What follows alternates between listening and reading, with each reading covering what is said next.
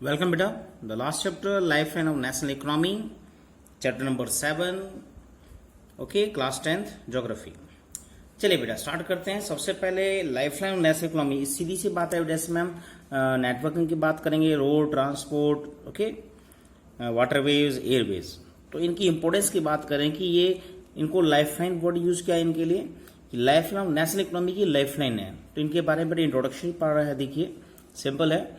We use different material and service in our daily life. Some of these are available in our immediate surrounding. आसपास available है, while other require or meet bringing things from other place. कुछ को हम different places से चीज मंगाने के लिए यूज करते हैं, यानी रेगुलर यूज नहीं करते हैं। Goods and service do not move from supply locals to demand locals on their own. The movement of these goods and service from their supply location to demand location necessitate the need for transport. तो इस बात है बेटा, local area से दूसरे area तक हम transport की बात करें तो जहां भी नीड है, नेसेसिटी है, रिक्वायरमेंट है, तो वहां पे हमें किसकी जरूरत पड़ती है? Need for transport. ट्रांसपोर्ट की जरूरत पड़ती है इनको यहां से वहां लाने ले जाने के लिए। Some people are engage in facilitating this movement, और कुछ ज्यादा लोग बेटा इनमें काफी लोग बड़ी स्केल पे इनमें एंगेज हैं, जिसको हम सर्विस सेक्टर में काउंट करते हैं ट्रांसपोर्ट को। These are known as traders. इसमें सबसे पहला वर्ड आता है ट्रेडर्स का, who make the products come to the consumer by transportation. तो ट्रेडर्स का काम है, व्यापारी है वो बेटा ट्रांसपोर्ट की हेल्प से इनको कंज्यूमर्स तक ट्रांसपोर्टेशन की हेल्प से लाभ पाते हैं। Thus, the pace of development of a country depend upon the production of goods and service as well as their movement. तो हम बात करते हैं बेटा जो डेवलपमेंट का जो पेस है किसी देश का डेवलपमेंट का, वो वहां पे प्रोडक्शन पे तो डिपेंड है ही, बट उसके साथ साथ गुड सर्विस का मूवमेंट इंपॉर्टेंट है बेटा, कितनी स्पीडली वो यहां से वहां अवेलेबल हो सकते हैं। ठीक है, याद रहेगा ये। चलिए आगे चलते हैं। Therefore efficient means of transfer pre requires for fast development. तो हमें डेवलपमेंट के लिए बेटा सीधा नहीं प्रोडक्शन की जरूरी नहीं, प्रोडक्शन के साथ साथ मूवमेंट ऑफ स्पेस यानी उन चीजों का यहां से वो मूवमेंट के लिए ट्रांसपोर्ट भी सबसे एफिशिएंट मींस में काउंट होता है। ठीक है, प्री रिक्वायर्स यानी इसकी बहुत जरूरी है। Movement of this good and service can be over 3 important domains. 3 domain है जो हम बचपन से पढ़ते आ रहे हैं, land water air. Based on the transport can also be classified into land water air transport. एक सिंपल बेटा डायग्राम से दिया है, लैंड रोडवेज रेलवे पाइपलाइन, ये नया ऐड होता है बेटा। अच्छा, ये भी लैंड ट्रांसपोर्ट है।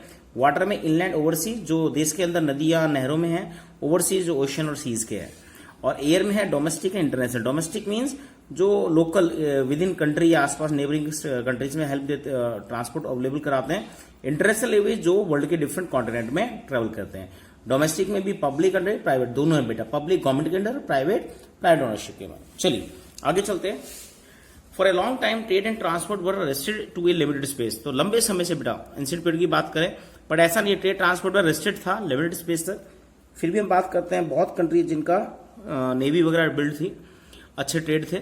With the development of science and technology the area of influence trade and transport expanded. But हम कहते हैं साइंस टेक्नोलॉजी की वजह से बेटा ये बहुत तेजी से डेवलप है और आज बहुत स्पीडी ट्रांसपोर्ट आज अवेलेबल है। ठीक है, पहले भी थे बट वो टाइम बहुत कंज्यूम करते थे, टाइम ज्यादा लेते थे। Today the world has been converted into large village with the help of efficient and fast moving transport. तो आज गांव विलेज बन चुका है, श्रिंक हो चुका है। ग्लोबलाइजेशन में पढ़ा था बेटा, राइट? उसमें भी ट्रांसपोर्ट का मेन रोल था। Transport have been able to achieve this with the help of equality develop communication. तो इसमें किसी ने हेल्प की है बेटा? सबसे पहला कम्युनिकेशन, जो टेलीकम्युनिकेशन है, नेटवर्क है, टेलीफोन है, सब चीजें हैं। दूसरा है therefore transport communication and trade are complementary to each other. तो सीधी सी बात है, ट्रांसपोर्ट के लिए कम्युनिकेशन जरूरी है, कम्युनिकेशन के लिए ट्रांसपोर्ट ट्रेड जरूरी है, और ट्रेड इन दोनों की वजह से होता है। ये एक दूसरे कंप्लीमेंट्री है, तीनों एक साथ ग्रो कर सकते हैं। ठीक है, और तीनों ग्रो होते हैं तो देश का डेवलपमेंट तेजी से होता है। तो today India is well linked with the rest of the world despite the vast size diversity linguistic and socio culture polarity.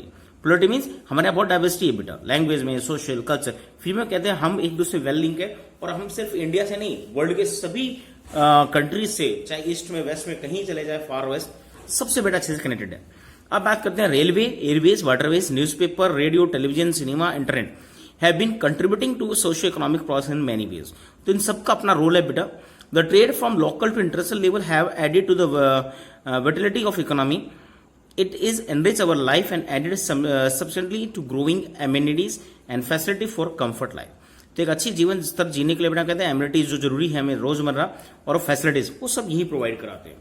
In this chapter, you will see about the modern means of transport communication serve as lifeline of our national and its modern economy. तो हम इसके बारे में पढ़ेंगे सभी के। It is thus evident that a dense and efficient network for transport or communication is requires for local, national, global trade. तो local, national, global 3 level के ट्रेड बताएं, लोकल आसपास, नेशनल कंट्री वाइज और ग्लोबल वर्ल्ड वाइज. इन सबके लिए बेटा pre requires है transport और कम्युनिकेशन नेटवर्क. ठीक है, तो स्टार्टिंग करते हैं बेटा इसकी. नेक्स्ट पेज पे आइए. सबसे पहले ट्रांसपोर्ट में दिया बेटा रोडवेज, जो सबसे आसपास लोकल आपके अवेलेबल है और मोस्ट इंपॉर्टेंट है. चलिए, roadways in India has one of the largest road network in the world. World में बड़े कंट्रीज में से एक है बेटा जिनके पास अच्छे नेटवर्क है. Aggregating to about 2.3 million kilometre. ये पुराना डाटा बेटा 2-3 का है. अभी हम बात करें तो 5.47 लिख सकते हैं, या लाख में लिखे तो 54.7 लाख लिख सकते हैं. 2016 का डाटा ये आपकी बुक में हो सकता है नया भी हो. ठीक है, ये पुराना डाटा है. ठीक है, अब ये है 5.47 मिलियन या 54.7 लाख. ठीक है, दोनों डाटा आप कर सकते हैं convert. In India roadways have praised railway. अब हम बात करते हैं, देखिए रोडवेज रेलवे के लिए इंपॉर्टेंट है. कैसे है प्रेसिडेंट, कैसे इंपॉर्टेंट क्यों है?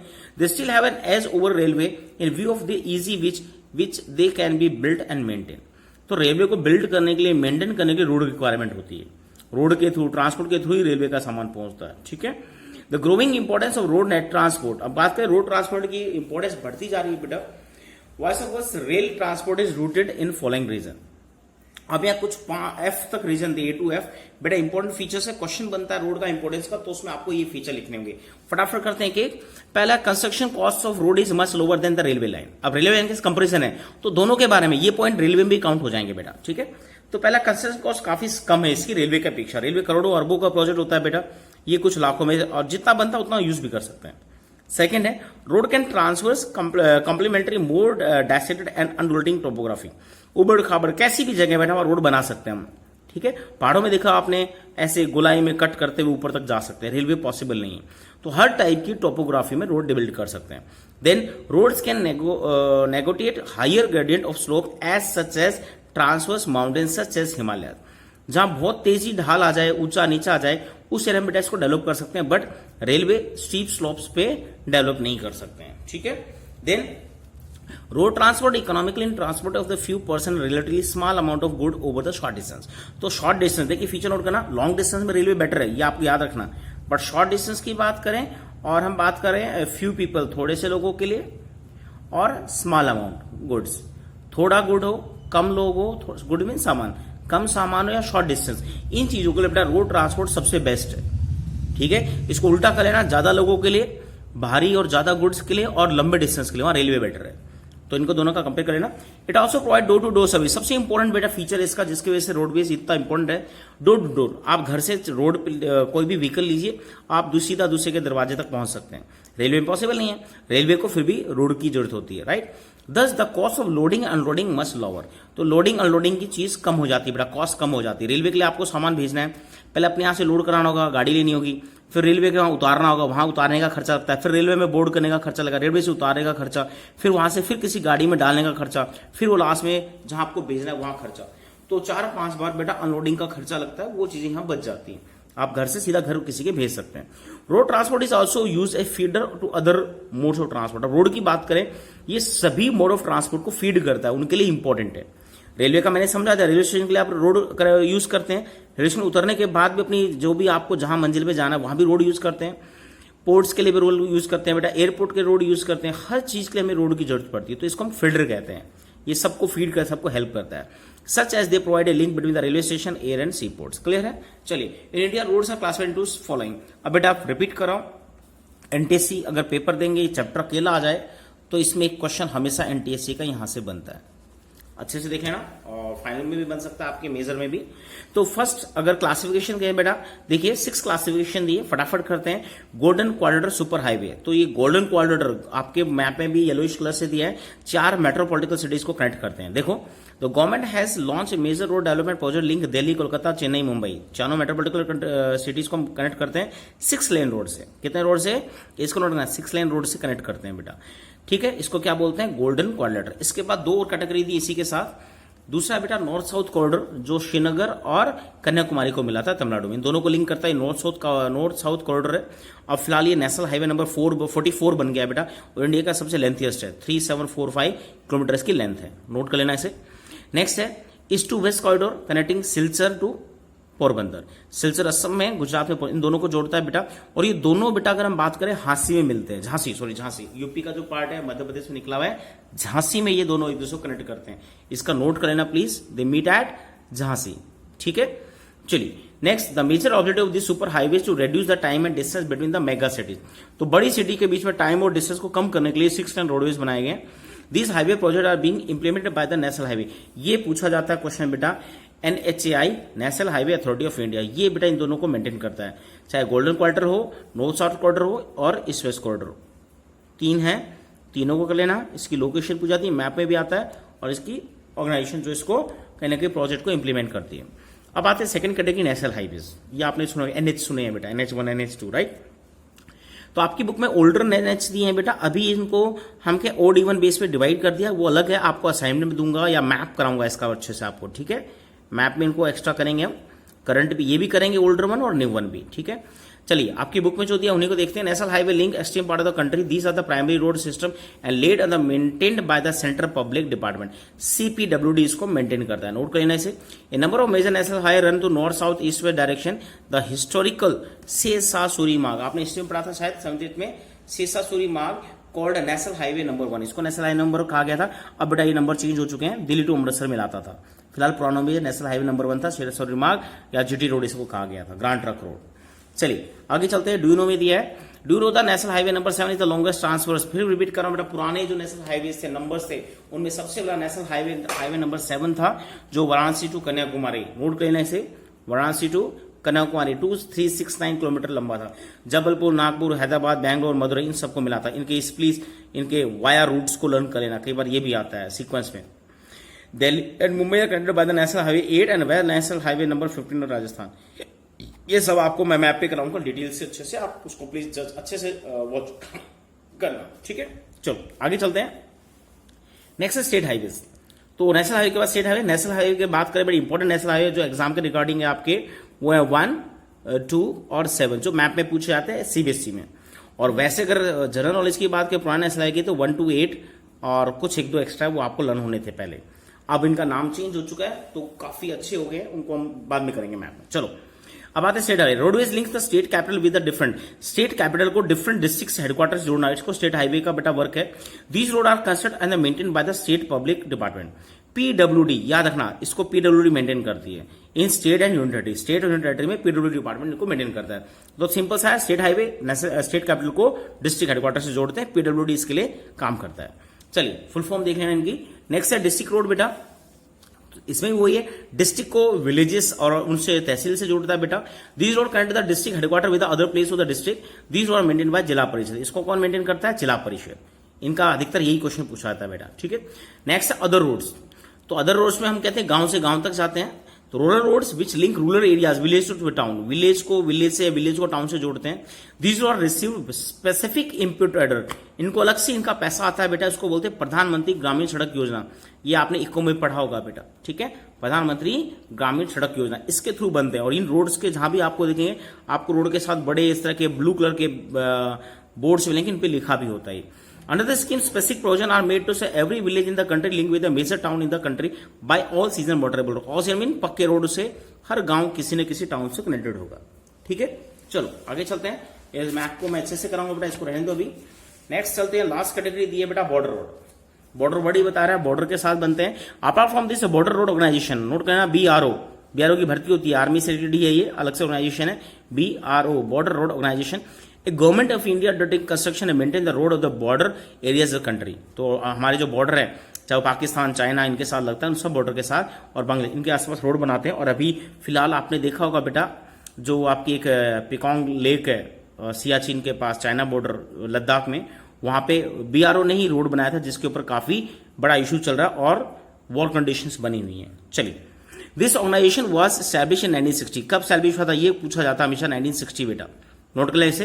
For the development of the road and strategic importance in the north and north eastern border area, these road have improved accessibility in area of difficult terrain.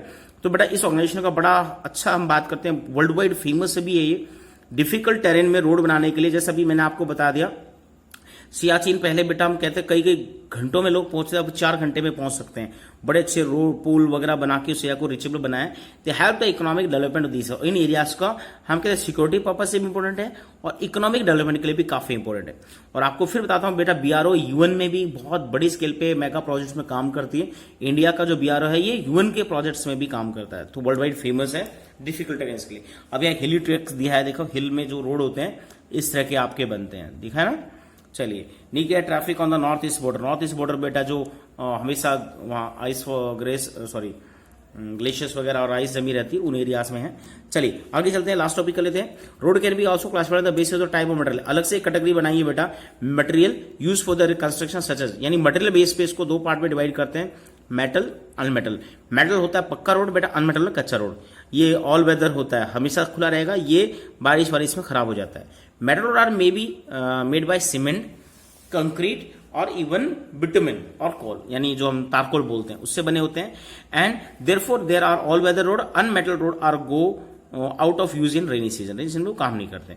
चलिए बेटा काफी बड़ा वीडियो हो गया, चलो इसको रोड डेंसिटी को और कर लेते हैं। द लेंथ ऑफ रोड पर 100 किलोमीटर। देखिए बेटा ये डेंसिटी आपको अलग अलग डाटा से अलग अलग मिलेंगे।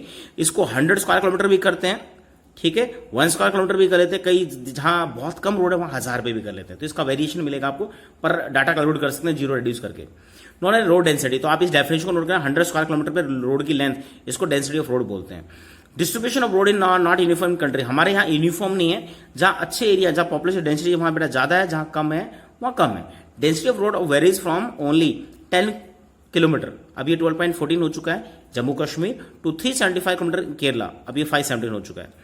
With national average 75, national average अभी 142.68 हो चुकी है, ठीक है। 2007 और 8 का डाटा है, ये पुराना 90 से 97 का था, ठीक है।